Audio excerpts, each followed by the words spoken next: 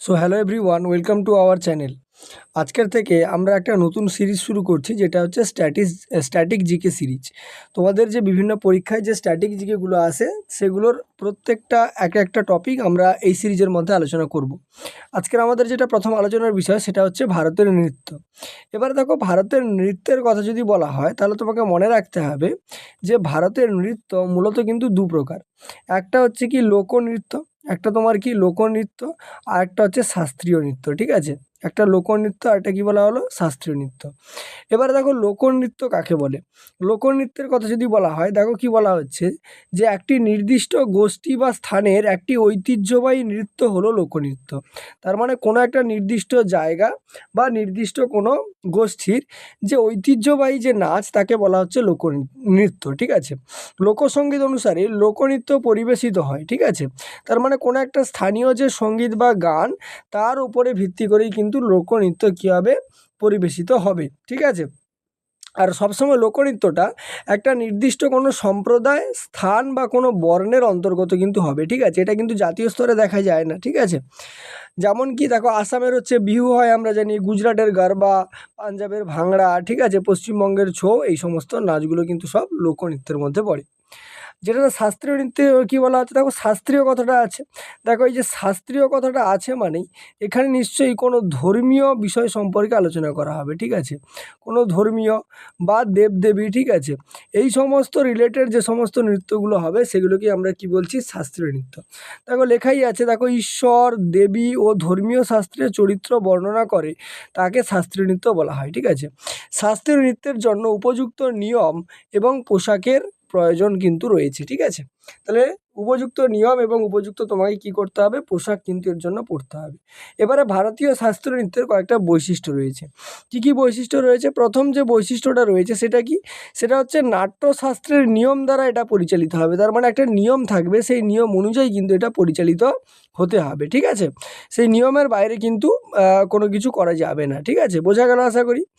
Next যেটা বলছি আমরা, যে এর পরের বৈশিষ্ট্যটা কি, যে গুরু শিষ্য ঐতিহ্য দেখা যায় এইসব নৃত্যে। এইসব নৃত্যে কি দেখা যাবে, গুরু শিষ্য ঐতিহ্য কিন্তু দেখা যাবে। ঠিক আছে, গুরু শিষ্য ঐতিহ্য বলতে কি না, যে শেখাচ্ছেন তিনি হচ্ছেন গুরু, আর যিনি শিখছেন তিনি হচ্ছেন শিষ্য। গুরু শিষ্য ঐতিহ্য কিন্তু এখানে কী হবে, দেখা যাবে। থার্ড যেটা বলছে, সঙ্গীত নাটক একাডেমি দ্বারা স্বীকৃত। তার মানে সঙ্গীত নাটক একাডেমি যেটা রয়েছে, তার দ্বারা কিন্তু এই শাস্ত্রীয় নৃত্যটা কিন্তু স্বীকৃতি পেয়েছে। আর ভারতে মোট 4টে শাস্ত্রীয় নৃত্য কিন্তু আমরা দেখতে পাই। ঠিক আছে, এবারে আমরা দেখো শাস্ত্রীয় নৃত্যগুলোতে চলে আসছি। প্রথম যেটা বলা হচ্ছে সেটা কি না, সেটা হচ্ছে তোমার ভারতনাট্যম। ঠিক আছে, ভারতনাট্যম দেখো, নিচে প্রত্যেকটা ছবি দেওয়া আছে, দেখো এটা ভারতনাট্যমের ছবি দেওয়া আছে। ভারতনাট্যম হচ্ছে প্রাচীনতম শাস্ত্রীয় নৃত্যগুলোর মধ্যে একটা।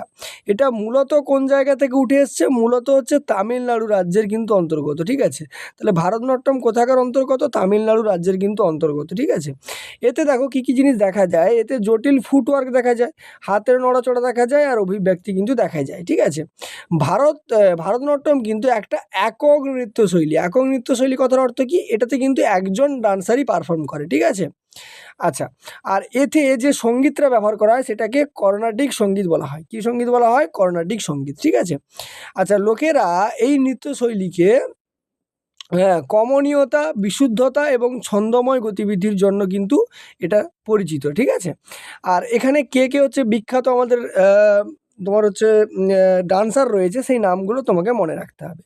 দেখো হচ্ছে, কুচিপুড়ির জন্য বিখ্যাত কে রয়েছে, ইয়ামিনী কৃষ্ণমূর্তি। আচ্ছা, লক্ষ্মী বিশ্বনাথন রয়েছে, পদ্ম সুব্রমণ্যম রয়েছে, মৃণালিনী সারাভাই, মল্লিকা সারাভাই। ঠিক আছে, এরা কিন্তু বিখ্যাত, এদের নামগুলো মনে রাখতে হবে, পরীক্ষায় কিন্তু কোশ্চেন আসে। ধরো পরীক্ষায় বললো যে ভারতনাট্যমের জন্য বিখ্যাত একজন নৃত্যশিল্পীর নাম হলো, দেখো অপশানে দেখে দেখা যাবে কোথাও কি যামিনী কৃষ্ণমূর্তি থাকবে। বা পরীক্ষায় এভাবে বলতে পারে যে যামিনী কৃষ্ণমূর্তি ভারতের নিম্নলিখিত কোন নৃত্যের জন্য বিখ্যাত, অপশানে দেখবে ভারতনাট্যম থাকবে। ঠিক আছে, তাহলে সেটাই তোমার উত্তর হয়ে যাবে। নেক্সট যেটা আমাদের ডান্স চলে আসবো, সেটা হচ্ছে কি, সেটা হচ্ছে কুচিপুড়ি।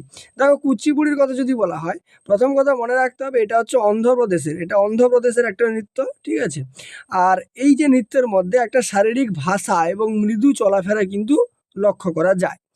আর এটা মূলত হিন্দু পুরাণের বিভিন্ন গল্প অনুসারে কিন্তু এটা এই যে নৃত্যটা পরিবেশন করা হয় হিন্দু পুরাণের গল্প অনুসারে, ঠিক আছে।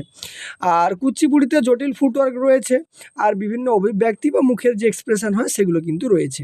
আর এটার জন্যও কিন্তু কর্ণাটিক সঙ্গীতই ব্যবহার করা হয়।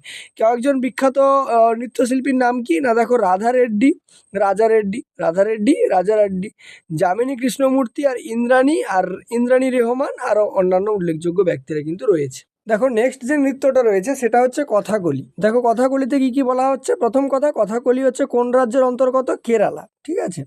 আর এখানে হচ্ছে মোটামুটি যিনি নৃত্য করেন তার হচ্ছে মেকআপ, পোশাক এবং মুখের অভিব্যক্তির জন্য কিন্তু এই নৃত্যটি বিখ্যাত। আর এই নাচে কিন্তু ভারতীয় পুরাণের গল্পই করা হয়। কথাকলি হচ্ছে শক্তিশালী নড়াচড়া আর জটিল হাতের অঙ্গভঙ্গির জন্য কিন্তু পরিচিত। এবারে এর সঙ্গে যে সমস্ত বাদ্যযন্ত্রগুলো লাগে সেগুলো হচ্ছে দেখো চেন্দা, মদলাম, আর হচ্ছে করতাল, এই সমস্ত যন্ত্রগুলো কিন্তু ব্যবহার করা হয়।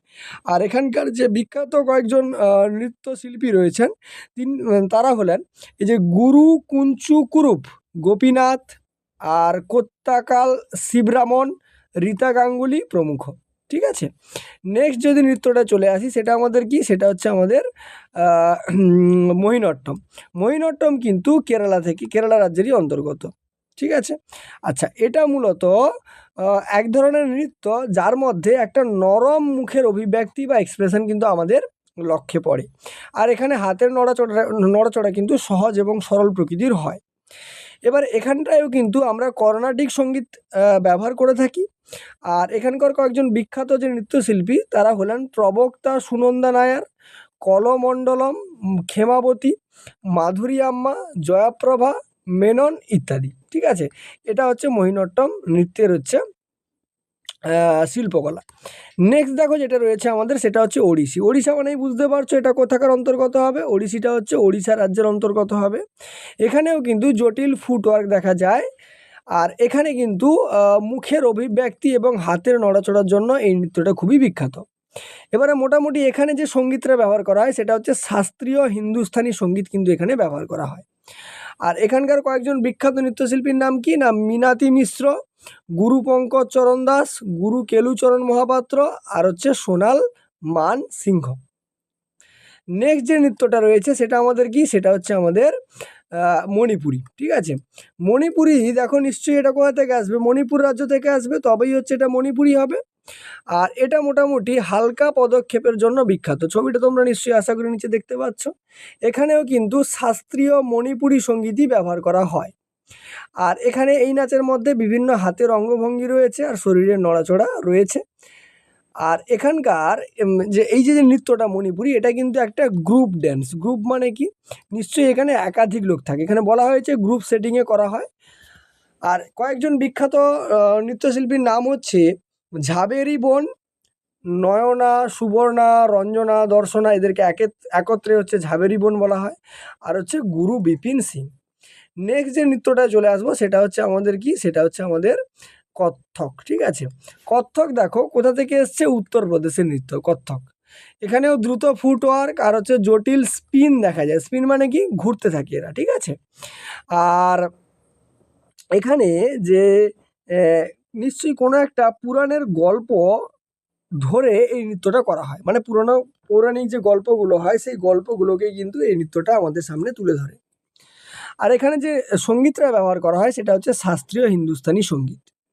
আর এখানকার যে বিখ্যাত কয়েকজন নৃত্যশিল্পী রয়েছে, বিরজু মহারাজ পরীক্ষায় জিজ্ঞেস করে, আর লাচ্ছু মহারাজ এটাও পরীক্ষায় জিজ্ঞেস করে, সীতারা দেবী, আর হচ্ছে শোভনা নারায়ণ, ঠিক আছে। এটা হচ্ছে চলে গেল তোমাদের কত্থক নৃত্য। নেক্সট যেটা চলে আসবো সেটা হচ্ছে সাত্তারিয়া। সাত্তারিয়া হচ্ছে আসামেরই অন্তর্গত, আসামের একটা বিহু বলা হলো, আরেকটা হচ্ছে সাত্তারিয়া। এখানে কিন্তু আধ্যাত্মিক আর ভক্তিভিত্তিক নৃত্য আমাদের সামনে পরিবেশন করা হয়। আর এখানে মোটামুটি এটা কারা করে থাকে, এই যে আসামের বৈষ্ণব মাঠের পুরুষ সন্ন্যাসীরাও কিন্তু এটা করে থাকে। এবার এই সাত্রিয়াতে ছন্দময় পায়ের কাজ আছে আর হাতের অঙ্গভঙ্গি আর মৃদু নড়াচড়া আমরা কিন্তু লক্ষ্য করতে পারি। আর এই নৃত্যশিল্পী করার সময় শাস্ত্রীয় সত্রীয় সঙ্গীত ব্যবহার করা হয়, ঠিক আছে। নিচে তোমরা ছবি দেখতে পাচ্ছ। নেক্সট যেটা আমরা চলে আসবো সেটা হচ্ছে কিছু কিছু লোক আর আদিবাসী নৃত্য রয়েছে, সেগুলো সম্পর্কে আমরা জানতে হবে। দেখো এখানে রাজ্য দেওয়া আছে, এগুলো সব ইম্পর্টেন্ট নয়, কিছু কিছু জিনিস জিজ্ঞেস করে। যেমন মহারাষ্ট্রের যদি কথা বলা হয় তাহলে কথা কীর্তন রয়েছে, লেজিন রয়েছে, দান্দানিয়া, তামাশা, গাফা, দহিকলা, লোভানি, মৌনি, দশাবতার। তার মধ্যে কথা কীর্তন পরীক্ষায় পড়ে, দান্দানিয়া পরীক্ষায় পড়ে, তামাশা পড়ে, গাফা পড়ে, আর এগুলো অতটা ইম্পর্টেন্ট নয়। কর্ণাটকের মধ্যে যেগুলো রয়েছে সেগুলো হচ্ছে হাটারি, সুগি কুনিথা আর হচ্ছে ইয়াকসাগান, ঠিক আছে। এখানে হাটারি আর ইয়াকসাগানটা পরীক্ষায় জিজ্ঞাসা করে। কেরালার কথা যদি বলা হয় তাহলে ওখানে হচ্ছে কাইকোটিকালি রয়েছে, কালিয়াট্টাম রয়েছে আর হচ্ছে তাপাতিকালি রয়েছে। তামিলনাড়ুর মধ্যে দেখো কলাট্টম, পিনাল কলাট্টম, কুমি, কভারি আর হচ্ছে কারাগাম রয়েছে। অন্ধ্রপ্রদেশের মধ্যে ঘণ্টমাডালা, বিধি নাটকম আর হচ্ছে বুড়া কথা রয়েছে। ওড়িশার মধ্যে ঘুমারা সঞ্চার, চাড্ড দন্দনাতা আর হচ্ছে ছৌ রয়েছে। পশ্চিমবঙ্গের মধ্যে কাথি, ছৌ, বাউল, কীর্তন, যাত্রা, লামা রয়েছে। এগুলোর সঙ্গে আমরা পরিচিত মোটামুটিভাবে, ঠিক আছে। নেক্সট যেটা রয়েছে সেটা হচ্ছে আমাদের অসম। অসমের মধ্যে দেখো বিহু আছে, খেলগোপাল আছে, রাসলীলা আছে, তবল চঙ্গিলি আর হচ্ছে কেন, এই তিনটে পরীক্ষায় জিজ্ঞেস করে, বিহু, খেলগোপাল আর হচ্ছে রাসলীলা। পাঞ্জাবের মধ্যে দেখো এটা জিজ্ঞেস করে গিদ্দা মেয়েদের, আর ছেলেদেরটাই কী বলা হয়, ভাংড়া বলা হয়। এই দুটো পরীক্ষায় আসে। জম্মু আর কাশ্মীরের কথা যদি বলো তাহলে ওখানে হচ্ছে রাউফ রয়েছে আর হিকত রয়েছে। রাউফ আর কি হিকত দুটোই পরীক্ষায় জিজ্ঞেস করে।